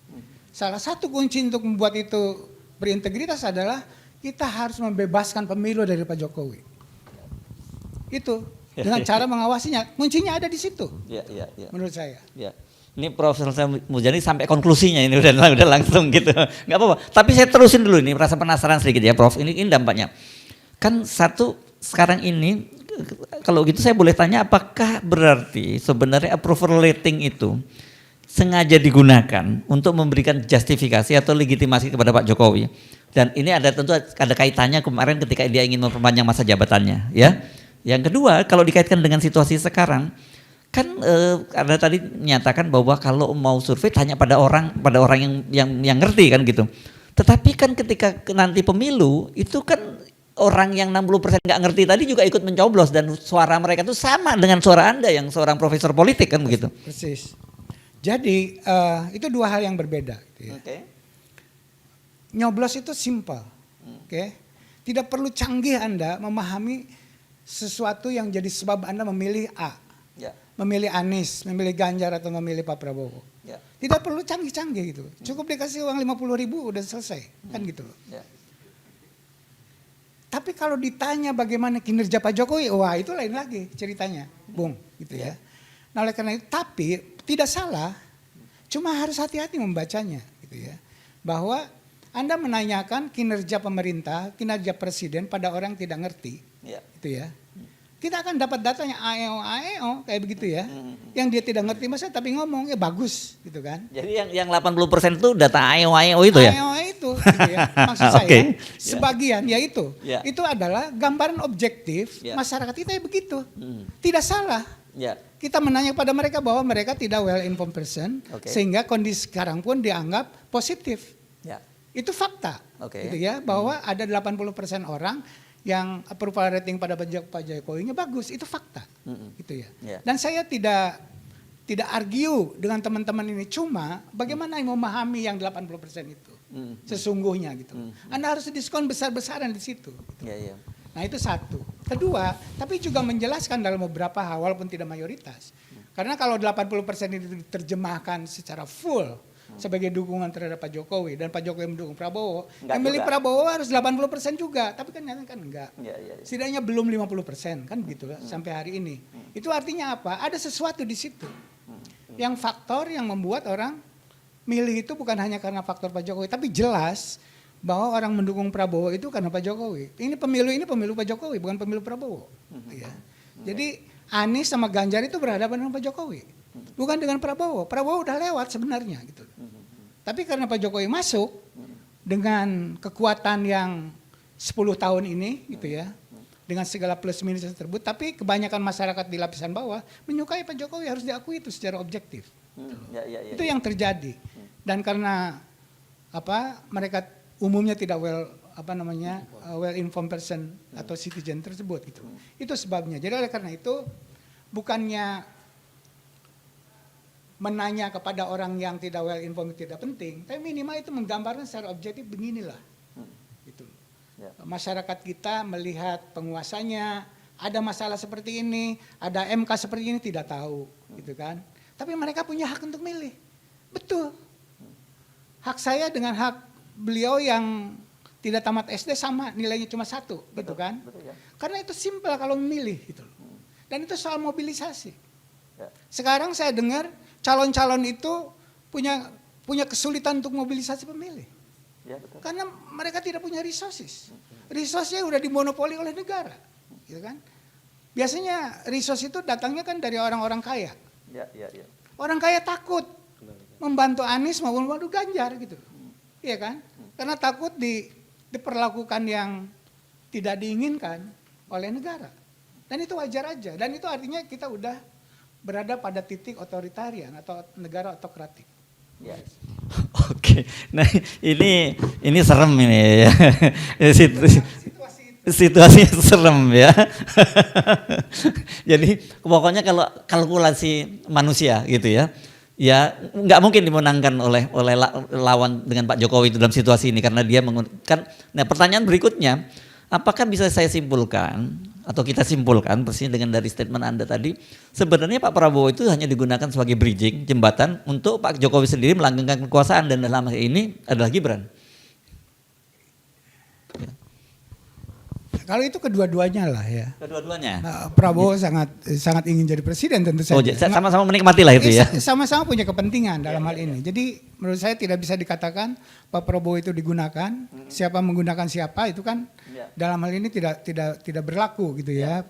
Gibran punya kepentingan ingin jadi wakil presiden jelas gitu ya. Pak Jokowi ingin anaknya jadi wakil presiden jelas gitu ya. Itu nggak bisa ditutupi lagi. Pak Prabowo udah berulang-ulang nyalon gitu ya, dan sekarang kesempatan ada orang yang mau membantunya, dan itu adalah kesempatan. Menurut saya kedua-duanya berkepentingan untuk memenangkan Pilpres ini, dan sampai hari ini setidaknya saya tidak tahu apakah akan 1 atau 2 putaran, itu soal yang lain lagi. Tapi sampai hari ini Pak Prabowo sangat powerful menurut saya, dukungan massa terhadap Prabowo sangat kuat. Ya, karena tadi sangat jelas Pak Prabowo itu jadi kuat itu karena di belakangnya ada Pak Jokowi. Itu trennya jelas sekali. Makin jelas Pak Jokowi mendukung Prabowo, maka dukungan rakyat terhadap Pak Prabowo semakin kuat. Begitu misalnya ada saat di mana Pak Jokowi tidak jelas kepada siapa, itu jadi kabur kembali. Nah sekarang tidak ada momen-momen yang tidak jelas itu menurut saya. Udah sangat eksplisit berada di belakang Pak Prabowo. Ya. Karena itu kemudian Anda tadi langsung konklusinya ya Pak Jokowi itu harus dimaksudkan itu ya. Itu alasannya kenapa mesti dilakukan langkah itu ya. Bukan soal untuk mencegah Pak Prabowo berkuasa, bukan soal itu. Tapi lagi-lagi ini soal integritas pemilu. Karena apa? Yang saya khawatir misalnya ada pemilu 2014 gitu ya. Ketika Pak Jokowi waktu itu presiden Pak SBY gitu ya. Pak SBY kebetulan partainya waktu itu tidak bisa berkoalisi dengan PDI Perjuangan untuk mendukung Pak Jokowi. Saya tahu Pak SBY ingin mendukung Pak Jokowi waktu itu. Tapi itu tidak terjadi. Tapi tidak ada indikasi-indikasi yang menunjukkan Pak SBY menggunakan negara untuk mendukung Prabowo waktu itu. Ya kan? Relatif netral waktu itu. Nah oleh karena itu justru Pak Jokowi kemudian yang itu adalah oposisi partainya PDI Perjuangan terhadap Pak SBY gitu ya, memenangkan Pilpres waktu itu. Itu indah menurut saya. Itu legitimate waktu itu, pemilunya punya integritas sehingga kemudian situasi politik bisa terjaga. Yang saya takut adalah dengan kekisruhan dalam proses ini, setidaknya sepanjang 2023 ini, orang kemudian menjadi tidak percaya pada hasil pemilu. Walaupun jumlahnya tidak mayoritas, tapi orang 45% atau 40% itu kan banyak dari total pemilih, ya kan? Ya. Itu banyak. Orang bikin keributan itu nggak perlu 40%. Cukup 1 juta aja di Jakarta turun ke jalan, bakar-bakaran ribut. Itu yang aku takut. Karena orang tidak percaya pada hasil pemilu, maka solusinya adalah ribut. Itu akan kemana-mana. Ya risikonya gitu. Itu yang saya, oleh karena itu untuk menyelamatkan negeri ini adalah kuncinya dalam waktu yang dekat ini adalah menyelamatkan pemilu. Bagaimana caranya pemilu ini bisa dipercaya hasilnya. Oleh karena itu sumber-sumber yang bisa menciptakan ketidakpercayaan harus dijauhkan dari pemilu. Itu Bung Hesu. Kalau pemilu mau jujur dan fair, itu pemilu tanpa Jokowi, itu ya, pemilu itu harus seperti itu ya. Ini sedikit menyimpang dengar cerita dari beliau, saya jadi membayangkan Pak SBY itu kok jadi semacam ironi atau bahkan tragedi gitu. Dulu beliau bagaimana sikapnya seperti itu dan terakhir ini harus mendukung pasangan Prabowo dan Gibran, ini kan ironi dan tragedi. Kang Ubed, Anda silakan menambah ini karena akhirnya kesimpulannya juga sama. Anda kan khawatir ada ledakan gitu tadi. Dan Profesor Sae Mulyadi juga menyatakan itu potensinya ada gitu ya. Iya, saya kira saya tadi tertarik untuk dari kesimpulan Prof. Saiful bahwa mengapa kemudian tingkat kepuasan masyarakat ke Jokowi itu hampir kurang lebih 80%. dan disimpulkan bahwa karena masyarakat kita masih terlalu banyak yang nggak well informed terhadap informasi politik, kebijakan-kebijakan ekonomi dan seterusnya. Lalu pertanyaannya, kira-kira di diskon berapa dari 80% itu kan? Saya langsung ingat data bahwa ternyata masyarakat kita ini, maaf saya sebutkan, 60% itu lulusan SMP. 60% ya? 60% lebih. Jadi kalau biasanya yang tingkat pendidikannya rendah itu kan cara berpikirnya subjektif. Jadi dengan data itu maka 80% itu dikurangi 60%. Jadi yang puas pada presiden itu 20% mas sebetulnya. Kira-kira begitu. Jadi sangat rendah sebetulnya. Ya tapi problemnya saya membayangkan tadi ketika Anda nyebut 60% itu SMP dan situasinya seperti ini, jadi kalau pemilu kita mau bagus, ya harus tingkat pendidikan itu dinaikkan sangat tinggi dan itu berarti masih lama dong. Panjang. Ya. Panjang sekali prosesnya. Jadi mengapa survei-survei kemudian ternyata misalnya elektabilitas Prabowo masih di atas meskipun di bawah 40 ya. Atau di bawah 50, ya karena faktor itu diantaranya. Banyak pemilih kita yang pemilih irasional, pemilih yang subjektif. Sehingga, nah di saat yang sama kemudian proses-proses sosial yang lain kan terjadi. Banyak masyarakat mulai gelisah dan seterusnya karena melihat praktek-praktek sistematis di level sampai kepala desa diancam misalnya RW RT. Bahkan di tingkat KPPS misalnya sudah mulai itu ada tanda-tanda seperti itu. Itu kan menimbulkan kegelisahan mas. Jadi kalau kemudian kita dalami, saya meyakini ya pemilu ini akan terjadi sesuatu yang mungkin ya situasi sosial yang bisa jadi agak anomis itu. Kalau kita menggunakan perspektifnya social unrest lah tadi. Iya kira-kira begitu. Jadi nah kalau kemudian kita lebih dalam lagi, bagaimana agar tidak terjadi ledakan sosial itu? Kan itu. Maka kita harus cari faktor-faktornya. Apa faktor penyebab yang menimbulkan itu akan terjadi? Ya. Kan itu. Faktornya adalah selain faktor sosiologis tadi ya, ekonomi dan lain-lain, kemarahan masyarakat itu biasanya muncul karena ada ketidakpercayaan. Ini secara sosiologis tadi bisa lihat perspektifnya Durkheim, perspektifnya Weber dan lain-lain. Ketidakpercayaan itu kemudian menimbulkan satu situasi psikologi sosial yang melawan misalnya. Situasinya menjadi tidak lagi pakai aturan gitu. Nah, kalau situasi itu yang terjadi, faktornya apa? Nah, pertanyaannya siapa yang menimbulkan ketidakpercayaan itu? Kan itu. Siapa yang menimbulkan ketidakpercayaan publik itu? Kalau dituntun, maka adalah kekuasaan. Karena kekuasaan yang memiliki banyak resources yang menciptakan ketidakpercayaan publik itu. Nah kalau sampai pada kekuasaan, pertanyaan siapa yang berkuasa saat ini? Ya Joko Widodo. Jadi faktor Joko Widodo adalah faktor penting untuk diselesaikan agar muncul kepercayaan publik pada pemilu yang berintegritas. Karena apalagi kemarin tuh debat presiden komentar, itu saya aneh itu. Komentar diubah formatnya. Iya, ini kok debat kok jadi serangan personal gitu. Tidak substantif. Saya kira apa kepentingan presiden mengomentari debat? Debat itu kan ruang demokrasi yang diciptakan melalui sebuah proses formal politik elektoral. Dan debat di situ adalah ruang terbuka untuk saling mengkritik dan seterusnya. Jadi dari respon presiden yang mengatakan bahwa itu ada serangan personal, menurut saya itu ada salah satu bukti empirik bahwa presiden memang cawe-cawe. Ya. Nah karena faktornya di situ, saya kira rasional, Prof. Kalau kemudian pemilu tanpa Jokowi itu menjadi agenda penting. Tinggal bagaimana elit politik bekerja secara halus, agar kemudian rakyat diselamatkan, situasi sosial itu aman, pemilu berintegritas. Saya kira itu. Ya, lagi pula kan kemarin Pak Mahfud MD ketika ditemui oleh petisi 100 sudah menunjukkan tata cara pemakzulan kan sebenarnya. Saya kira itu edukasi publik ya. Kan kita hafal gayanya Prof Mahfud tuh ya. Iya.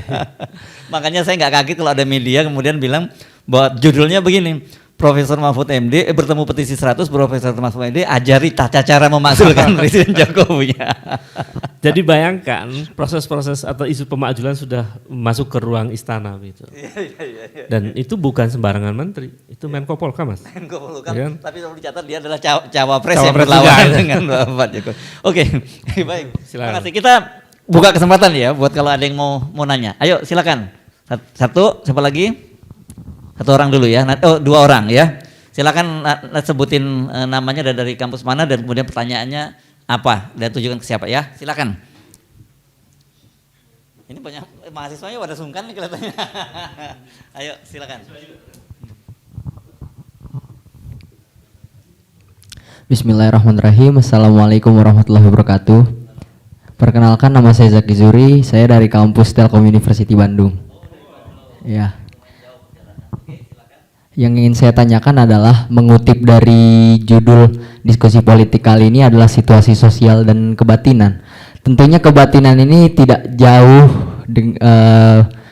berkaitan dengan masalah hak pilih atau pilihan terhadap capres di pemilu nanti. Nah, dalam capres itu kita dalam pemilihan capres ini tentunya kita membandingkan berdasarkan faktor-faktor dan aspek yang ada. Salah satunya adalah debat, dan debat itu harus bersifat substansial tentunya. Nah, yang saya ingin tanyakan adalah apakah kritik yang disampaikan oleh pasangan nomor 1 kemarin saat debat perihal kepemilikan tanah dan kinerja Menteri Pertahanan termasuk hal yang substansial, dan apakah selaras dengan tema debat? Dan apakah tindakan tersebut tepat mengingat pasangan nomor 1 adalah seorang yang memainkan peran sebagai oposisi? Terima kasih. Ya, itu aja ya pertanyaan. Silakan berikutnya. Baik, terima kasih sebelumnya kepada Profesor dan Bapak. Yang ingin saya tanyakan Namanya adalah dulu. sebelumnya perkenalkan, nama saya Ahmad Habibur Rahman Nur Wahid. Saya dari kampus Unis Tangerang. Yang ingin saya tanyakan adalah Tangerang ya. ya, bagaimana cara menanggapi generasi Gen Z yang bingung akan pemilu dan pemilih golput? Oke. Bingung dan golput ya gitu. Ya. Oke. Yang lain? Oh itu, satu lagi. Ya. Tolong mic-nya diginikan. Maju dikit. Gimana ya? Sini ya. Ya. Baik, assalamualaikum warahmatullahi wabarakatuh. Namanya siapa? Nama saya Agia dari Universitas Yupentek Indonesia. Yupentek Indonesia. Sebelumnya itu sekolah tinggi ilmu sosial dan politik. Sekarang baru naik status per November lalu. Jadi gini, saya mungkin menyikapi dengan kutipan yang di depan ini, situasi sosial dan kebatinan masyarakat jelang Pilpres 2024. Nampaknya harusnya sedikit ada tambahan. Apa itu? Bukan hanya masyarakat saja. Apa itu? Lembaga pemerintah pun ini sampai ngerasa kebatinan juga. Buktinya hari ini kawan-kawan di Lamongan yang sedang menyebarkan selebaran terkait pelanggaran HAM, pelaku pelanggar HAM dan lainnya. Lucunya untuk tingkatan Panwascam ini sampai menciduk dan menangkap. Panwaspan menangkap mahasiswa. Ini di Lamongan. Hari ini di Unisda. Oh, Bang Panwas punya kewenangan menangkap ya? Mungkin ini ya cocok ini bicara tentang kebatinan saya rasa. Jadi berbicara tentang diskusi tadi seperti yang disampaikan oleh Prof dan Abang Da Ubed nampaknya sangat menyentuh. Jadi saya melihat bahwasanya kebetulan kawan-kawan di berbagai daerah juga ini sedang melaksanakan juga kurang lebih 198 kampus sedang menyebarkan secara serentak dimulai jam 11 tadi. Saya juga lupa bawa ininya tadi ke sini. Dari Apa isinya selebaran itu? Kebetulan terkait dengan pelanggar HAM sih. Ya ketahuan siapa yang. Cocok lah tuh barang. Iya. Oke. Mungkin gini Prof. Tadi saya sedikit mengutip Prof. DPR paling tidak harus menggunakan haknya ya. Tadi sempat dikatakan bahwasanya anggota legislatifnya pun tersandra. Dan saya bingung istilah tersandra ini apa, tapi hampir rata-rata saya melihat justru anggota legislatif ini menikmati. Dan itu Jadi pun bukan tersandra ya, mereka menikmati ya. Tersandra menikmati, saya juga bingung. Jadi konotasinya masih agak sedikit kurang jelas. Kalau bagi saya melihatnya sama begitu pun dalam diskusi-diskusi sebelumnya berbicara tentang ketua umum parpol dan lain-lain, ini semuanya pada bilang semua tersandra. Tersandra tapi mereka semua menikmati dengan kondisi yang ada. Agak sedikit aneh. Terus yang kedua, ini buat Abang Daubet, situasi hari ini adalah situasi yang cemas. Saya sepakat. Kenapa saya bilang sepakat? Seperti yang tadi terjadi, saya sebelum berangkat ke sini saya sempat disamperin juga, Bang. Oke. Teman-teman dari Bawaslu, dari Intelkam juga, sampai nanya, ini selebaran mau disebar kemana? Karena saya menunggu kawan-kawan dan kita menuju acara ini, jadi teman-teman datang jam 12 lewat, saya juga mohon maaf tadi telat, ya karena memang saling tunggu jadi teman-teman, dan mungkin nanti insya Allah sore ini kita juga tetap akan terus sebarkan juga terkait kabar-kabar baik untuk masyarakat yang berada di kota Tangerang. Mungkin apakah tepat dengan dibilang situasi ini hari cemas dengan kelembagaannya atau dengan individualnya? Mungkin kira-kira itu saja yang bisa saya sampaikan dan saya bertanyakan. Wassalamualaikum warahmatullahi wabarakatuh. Waalaikumsalam warahmatullahi wabarakatuh. Oke, langsung saja. Siapa duluan? Oke. Tentang debat, mungkin pertanyaan calon presiden 01 Anies Baswedan terhadap Prabowo yang berkaitan dengan kepemilikannya atau kepemilikannya atas lahan di Kalimantan begitu. Menurut saya memang pertanyaan itu agak keluar dari topik menurut saya ya, itu ada offside. Harusnya itu pada pembincangan tentang wakil presiden waktu itu tentang ekonomi gitu ya. Itu satu. Jadi dalam soal itu saya menilai 01 agak offside itu topiknya. Sama dengan waktu itu Gibran nanya soal lingkungan. Iya, ke Pak Mahfud itu juga offside gitu ya. Apalagi tidak sopan nanya pakai singkatan-singkatan yang tidak dimengerti oleh Google gitu. Jadi itu ada aspek itu ya. Nah, namun demikian harusnya itu dimanfaatkan dengan baik oleh Pak Prabowo. Pak Prabowo udah cepat emosi reaksinya seperti itu, sehingga itu tidak sempat dikapitalisasi jadi sebuah kelemahan dari 01 harusnya kan gitu loh. Dengan dijelaskan duduk persoalannya atau apa kayak begitu. Dan itu tidak dimanfaatkan. Oleh karena itu, namun demikian mungkin itu cukup mengganggu situasi kebatinan Pak Prabowo malam. Iya, suasana kebatinan Pak Prabowo malam itu ya.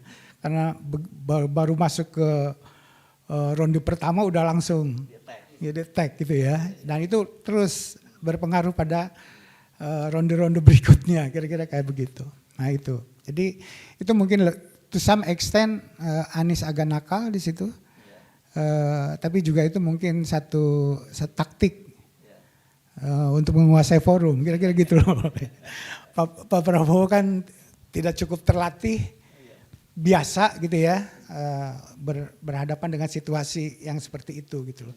Beda dengan Pak Jenderal Gatot gitu ya, walaupun sama-sama tentara mungkin biasa diskusi kayak gitu. Jadi ini agak lain gitu, marahnya dulu yang keluar gitu, emosinya dulu yang keluar. Nah itu satu mungkin tanggapan saya tentang itu. Yang kedua adalah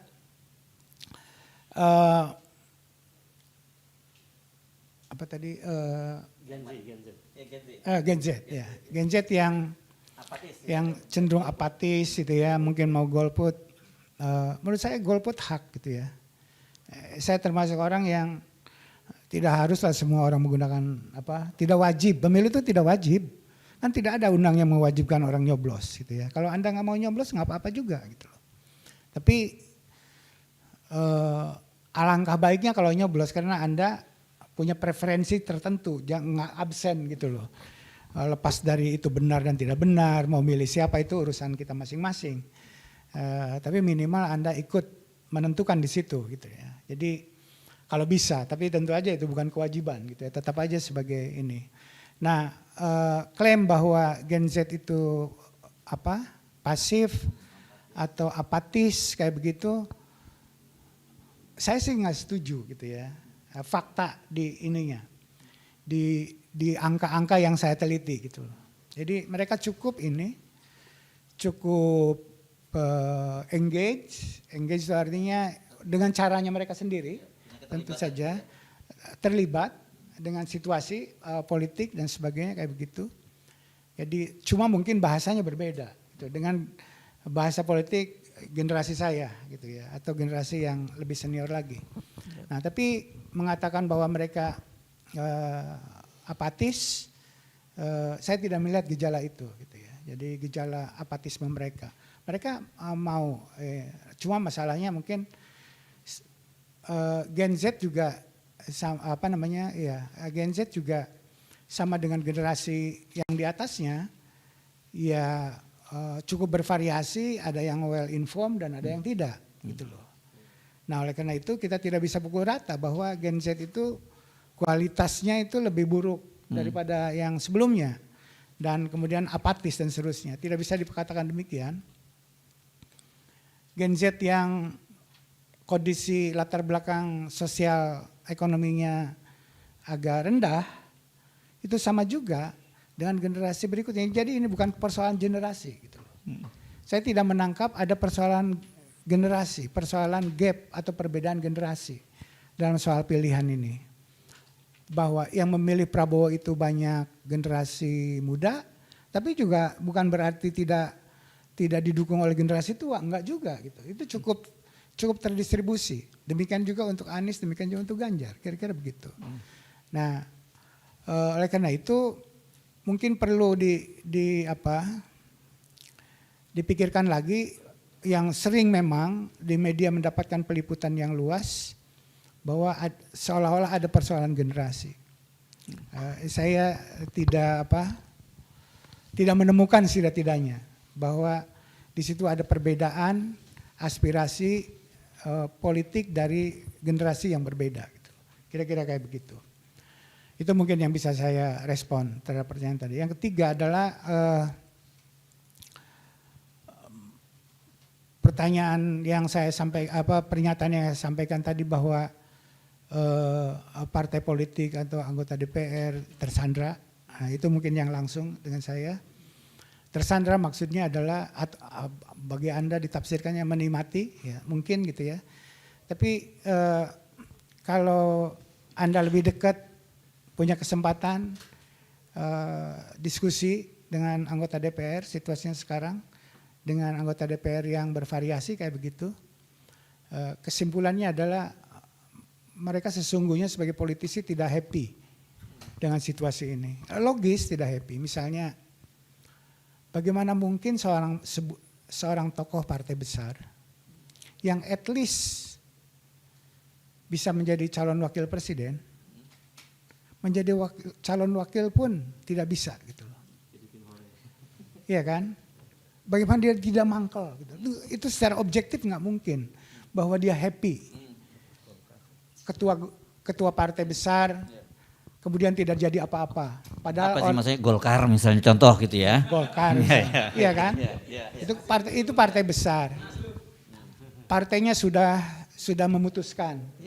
Ketua umum harus jadi calon presiden atau minimal calon wakil presiden, kan itu keputusan. Munasnya ya begitu keputusan munas. Keputusannya begitu.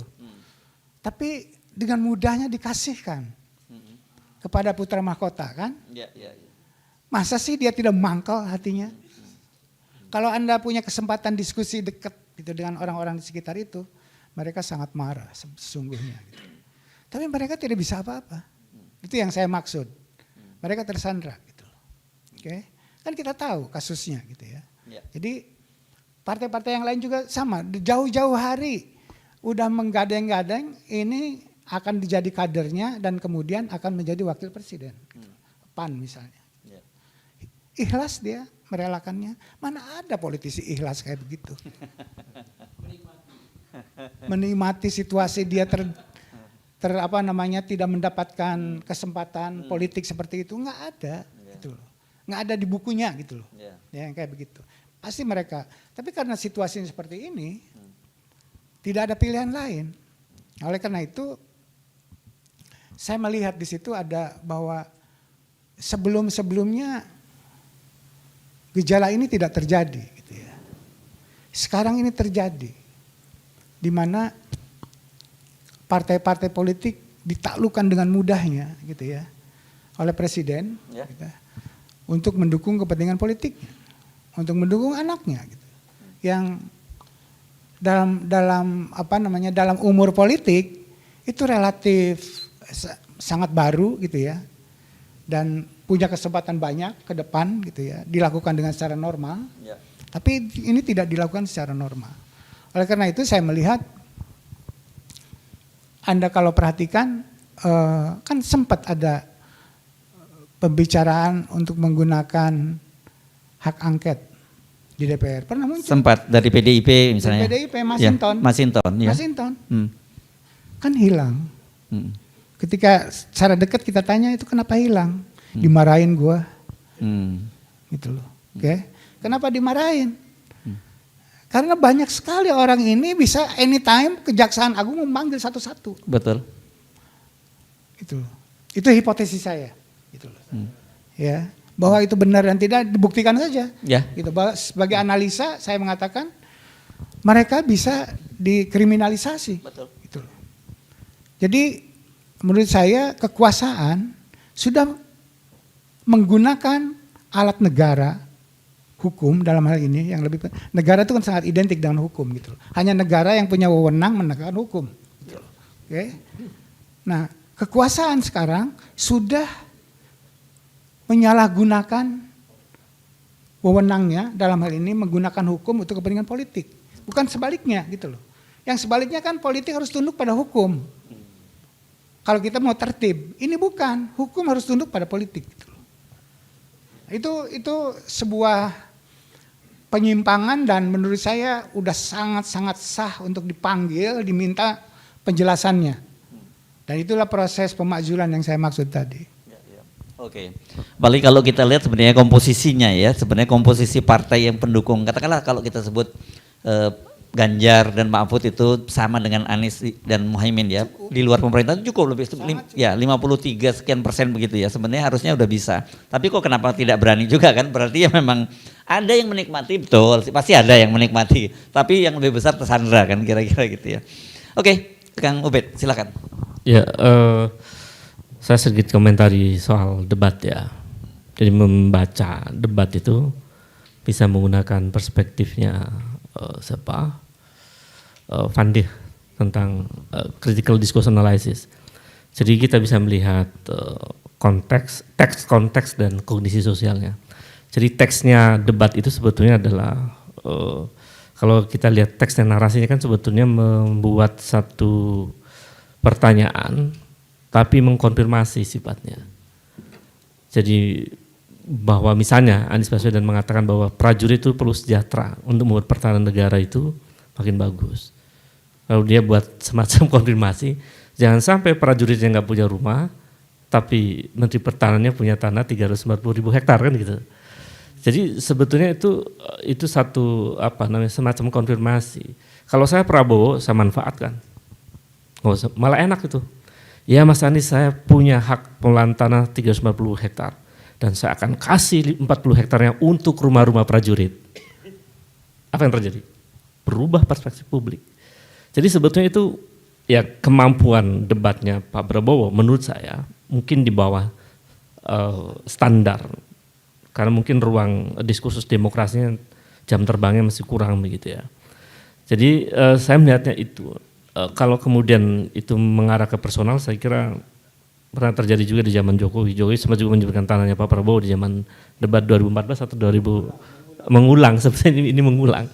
Cuman sepertinya Pak Prabowo merasa percaya diri akan menguasai isu pertahanan. Nah kepercayaan diri yang lebih dengan tanpa persiapan yang matang akibatnya seperti itu.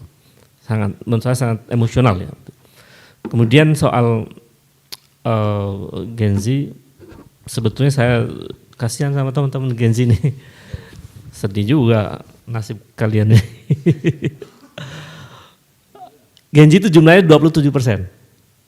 Ya kan? Ditambah generasi milenial sekitar 25%. Ini yang jadi pemilih atau jumlah seluruh? Kalau digabung antara generasi milenial dan Gen Z itu sekitar 52%.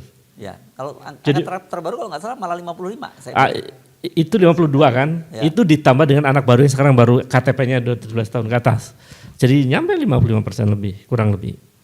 Jadi sebetulnya Gen Z dan milenial dan generasi baru, generasi Alpha dan seterusnya yang ada yang usia baru 17 tahun sekarang, itu adalah penentu masa depan Republik ini. Dan berdampak pemilu ini pada teman-teman. Jadi kalau Gen Z-nya cicing wae, nggak punya sikap, selesailah Republik ini. Jadi menurut saya, inilah momentum Gen Z harus punya sikap untuk mengatakan pada publik, pada dunia, bahwa pemilu kali ini tidak berintegritas. Bahwa Gen Z menginginkan pemilu yang berintegritas. Apa syaratnya? Kasih tahu kepada publik, apa maunya Gen Z kan begitu. Jadi tidak diam menurut saya. Kalau kemudian meyakini ya, sesuai dengan hipotesisnya Prof.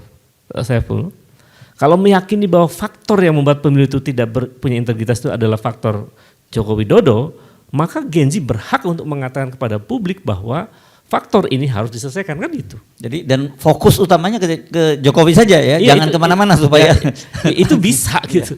Itu kan satu tesis penting untuk membangun satu pemilu yang berintegritas, yang berkualitas dan demokrasinya berjalan dengan baik begitu. Jadi bersikap saya kira waktunya Gen Z speak up dan tidak perlu takut. Kemudian yang ketiga, saya memang beberapa hari pekan lalu diskusi agak intensif dengan mahasiswa dan memang hari ini mahasiswa turun ke jalan Mas. Di Jakarta ini titiknya ada 3, di UNJ Rawamangun, lalu di UI Salemba, lalu di UIN Ciputat. 3 titik itu yang ingin mengatakan sebenarnya ada 5 poin yang saya tangkap dari mahasiswa keinginannya itu. Pertama adalah menuntaskan persoalan HAM. Bukan hanya persoalan HAM masa lalu, tapi persoalan HAM yang baru seperti kasus Kanjuruhan, kasus Rempang dan termasuk dan lain-lainnya, termasuk mahasiswa yang terbunuh di Halu Uleo dan lain-lain. Jadi saya kira itu bagus. Tidak hanya itu, ternyata kemudian juga menginginkan agar korupsi dan nepotisme diberantas, hukum berat para koruptor. Kemudian yang ketiga, mereka menolak politik dinasti. Jadi sebenarnya gagasan mahasiswa bagus menurut saya dan sangat objektif, based on data begitu. Kalau kemudian ada kasus di Lamongan yang ditangkap, saya kira aparatnya berlebihan itu. Apalagi kalau Panwas yang menangkap ya. Apalagi Panwas yang menangkap. Tidak ada otoritas Panwas untuk menangkap. Ya kan? Jadi menurut saya kalau itu yang kemudian terjadi terus menerus, upaya penangkapan terhadap hak berekspresi dan lain-lain, itu akan memperburuk indeks kebebasan sipil. Salah satu indikator dari indeks demokrasi kan kebebasan sipil. Kebebasan sipil kita hari ini tuh 5,59. Jadi rapotnya merah gitu. Tapi masih lebih tinggi dari nilai penegakan hukum dan nilai Kementerian Pertahanan ya. Iya. Kan masih 5 nilainya. Rapotnya merah gitu. Jadi kalau perilaku seperti itu terus terjadi, kan sebenarnya mahasiswa itu sederhana. Mahasiswa ingin menyampaikan hak menyatakan pendapat kan, ya dengarkan saja. Dan mereka aksinya damai kok, menurut diskusi yang berkembang sebelumnya. Aksinya damai dan menyampaikan pendapat pada publik bahwa mereka menolak politik dinasti, mereka menolak pelanggar HAM yang tidak diadili misalnya. Kemudian mereka juga minta korupsi, nepotisme dan sebagainya diberantas dan seterusnya. Ya dengarkan aja kan, itu aspirasi mahasiswa. Tapi kalau kemudian hanya gara-gara itu Panwas dan lain-lain mengamuk, ini membenarkan analisis bahwa memang ada intervensi kekuasaan terhadap upaya untuk membungkam kebebasan sipil. Gitu. Jadi saya kira itu, Mas Herzul. Oke, kasih aplaus untuk kedua orang pembicara kita ini.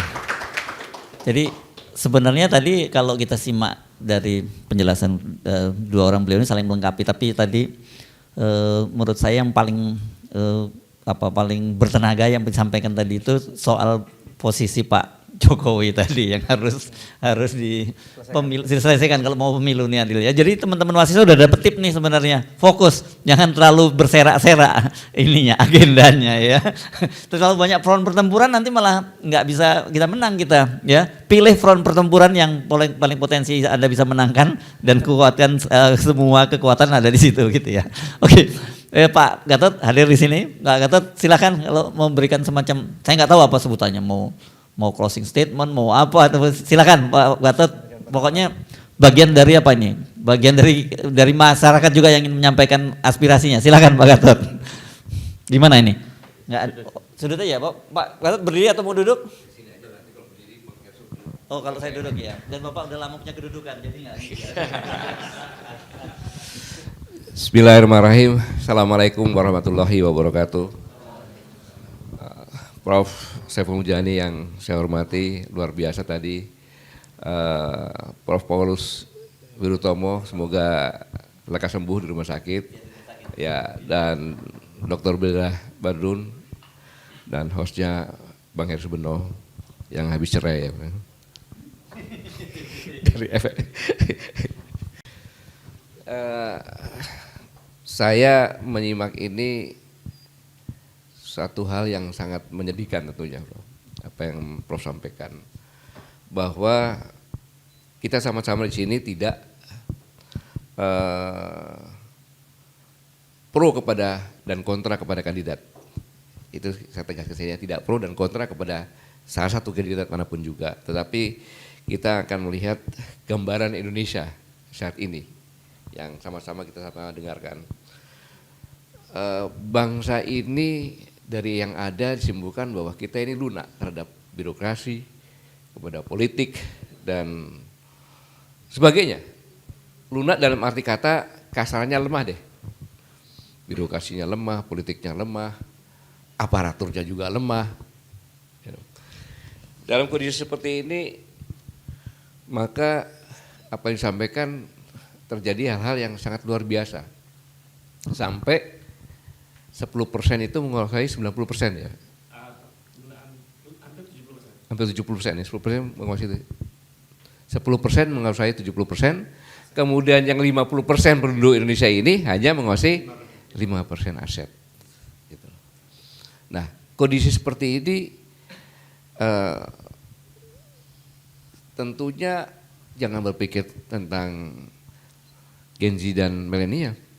Ya kan? Pertanyaannya adalah kira-kira apa yang diwariskan pada kami-kami yang sekarang ini terhadap Anda, generasi milenial, Gen Z, apa yang diwariskan?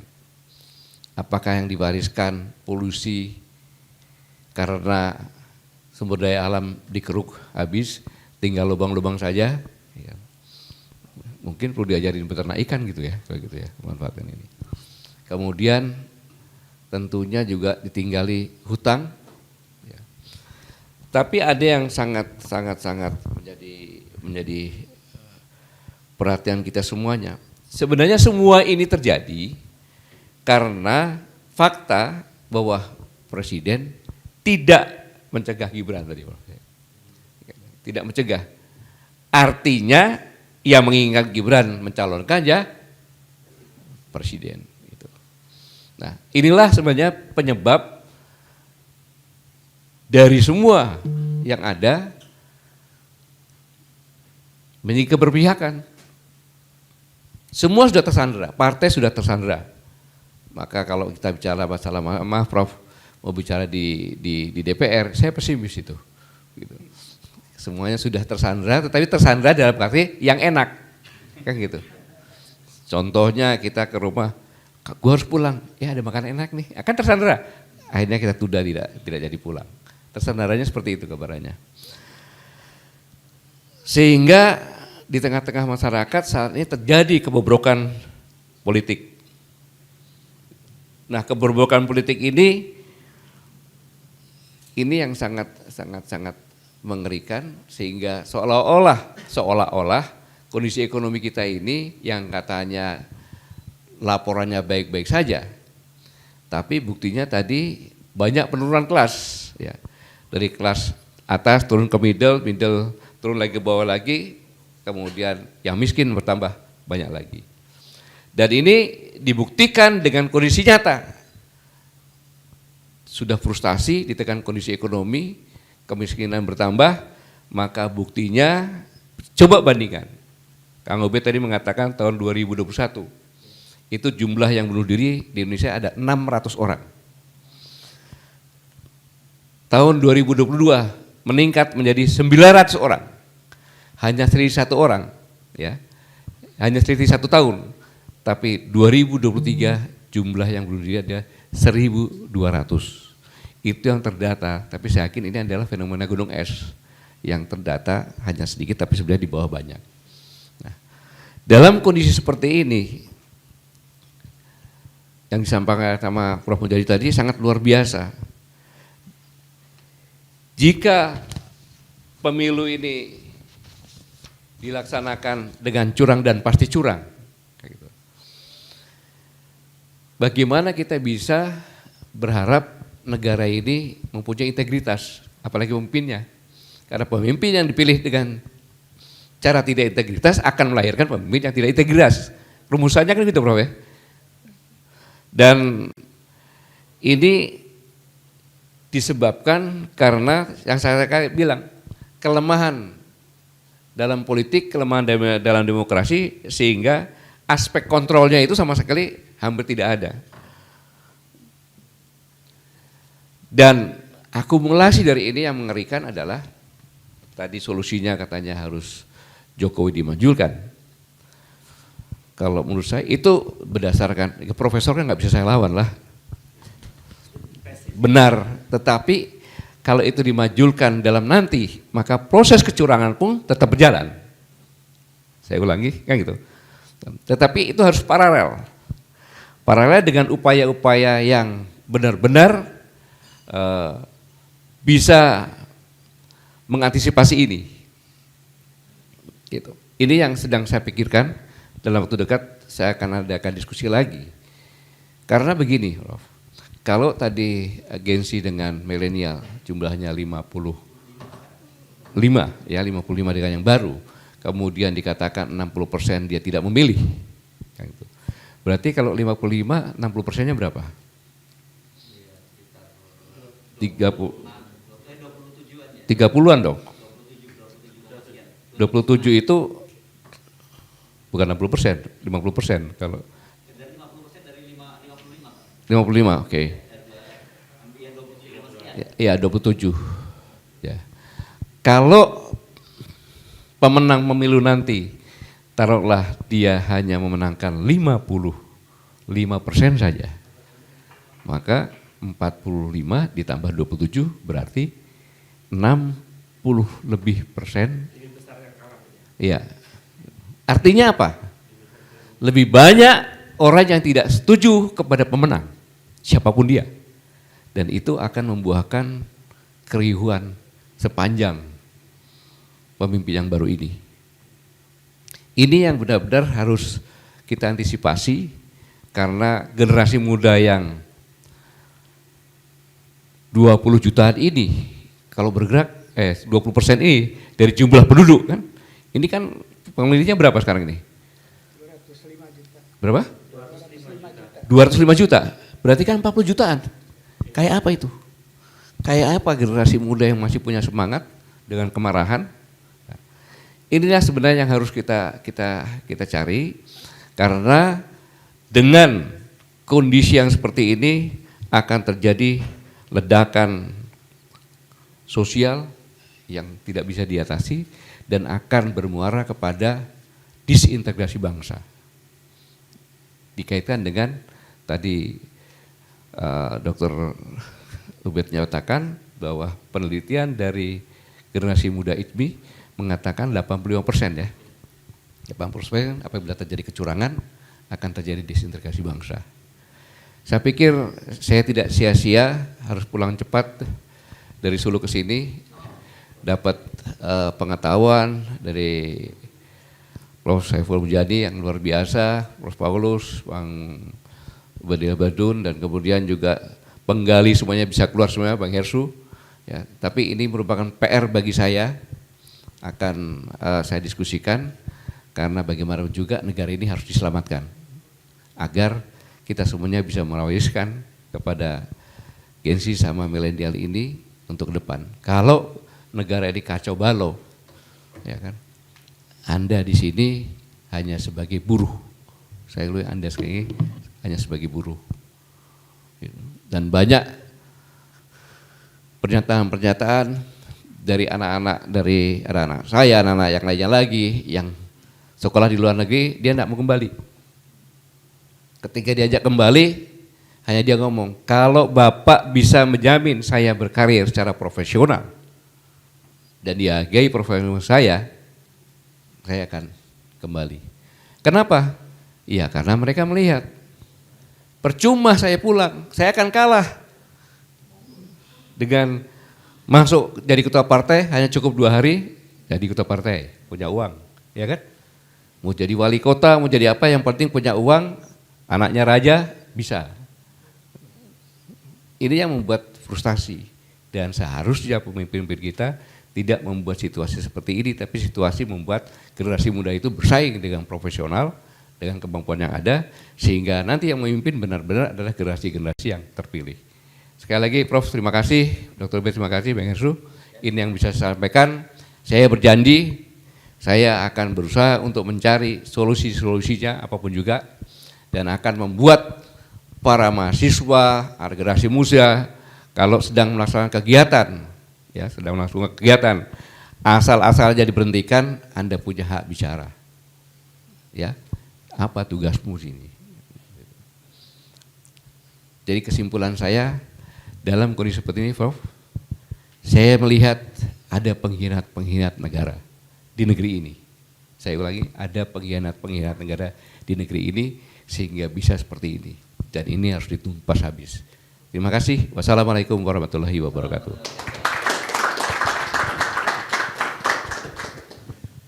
Ini luar biasa memang kalau kita ngomongin Gen Z dan milenial ini kan generasi digital gitu ya. Kalau kita kan generasi kolonial ya Prof ya.